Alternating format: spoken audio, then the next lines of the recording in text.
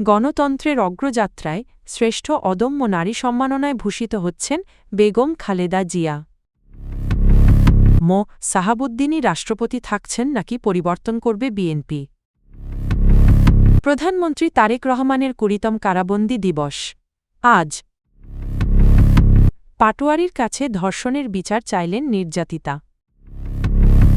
তৃণমূল মানুষের স্বাস্থ্যসেবা নিশ্চিত করতে হবে, এমপি হাসনাত। আন্তর্জাতিক নারী দিবস ২০২৬ উপলক্ষে মহিলা ও শিশু বিষয়ক মন্ত্রণালয়ের অদম্য নারী পুরস্কার কার্যক্রমের আওতায় সাবেক প্রধানমন্ত্রী বেগম খালেদা জিয়াকে গণতন্ত্রের অগ্রযাত্রায় শ্রেষ্ঠ অদম্য নারী সম্মাননায় ভূষিত করা হচ্ছে। রোববার ৮ই মার্চ রাজধানীর ওসমানী স্মৃতি মিলনায়তনে আন্তর্জাতিক নারী দিবস উপলক্ষে আয়োজিত অনুষ্ঠানে তাকে এই সম্মাননা প্রদান করা হবে।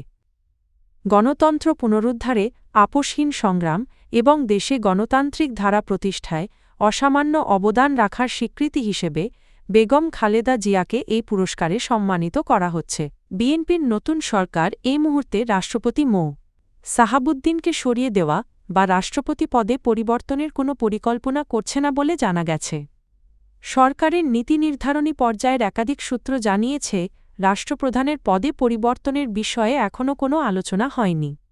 গত ১২ই ফেব্রুয়ারি অনুষ্ঠিত জাতীয় সংসদ নির্বাচনে বড় জয় নিয়ে বিএনপি সরকার গঠনের পর থেকেই রাজনৈতিক অঙ্গনে রাষ্ট্রপতি পরিবর্তনের বিষয়টি নিয়ে নানা আলোচনা শুরু হয়। বিভিন্ন সংবাদ মাধ্যম ও সামাজিক যোগাযোগ মাধ্যমে সম্ভাব্য রাষ্ট্রপতি হিসেবে কয়েকজনের নামও আলোচনায় এসেছে। তবে বিএনপির নীতি নির্ধারণী পর্যায়ে নেতারা বলছেন, বর্তমান রাষ্ট্রপতির মেয়াদ এখনও অনেক বাকি রয়েছে। তাই সংবিধান অনুযায়ী এখনই নতুন রাষ্ট্রপতি নির্বাচনের প্রশ্ন ওঠে না। তারা আরও বলেন, রাষ্ট্রপতি নির্বাচনের বিষয়টি কেন সামনে আনা হচ্ছে সে আজ শনিবার ৭ই মার্চ প্রধানমন্ত্রী ও বিএনপি চেয়ারম্যান তারেক রহমানের ২০তম কারাবন্দী দিবস। ২০০৭ সালের এই দিনে তৎকালীন সেনা সমর্থিত তত্ত্বাবধায়ক সরকারের সময় তাকে গ্রেফতার করা হয়। গ্রেফতারের পর তারেক রহমানকে একাধিক মামলায় রিমান্ডে নেওয়া হয়। বিএনপির নেতাদের দাবি, আইন শৃঙ্খলা বাহিনীর নির্যাতনে তিনি গুরুতর শারীরিক ক্ষতির শিকার হন। প্রায় ১৮ মাস কারাগারে থাকার পর ২০০৮ সালের ৩রা সেপ্টেম্বর তিনি জামিনে মুক্তি পান। বিএনপি নেতারা আরও জানান, পরবর্তী সময়ে আওয়ামী লীগ সরকারের আমলে তারেক রহমানের বিরুদ্ধে সারা দেশে শতাধিক মামলা দায়ের করা হয়, যেগুলোকে তারা রাজনৈতিক উদ্দেশ্যপ্রণোদিত বলে দাবি করেন। দিবসটি উপলক্ষে বিএনপির পক্ষ থেকে বিভিন্ন কর্মসূচি গ্রহণ করা হয়েছে। জাতীয় নাগরিক পার্টির এনসিপি মুখ্য সংগঠক নাসির উদ্দিন পাটোয়ারীর কাছে ধর্ষণের বিচার চেয়েছেন এক নারী।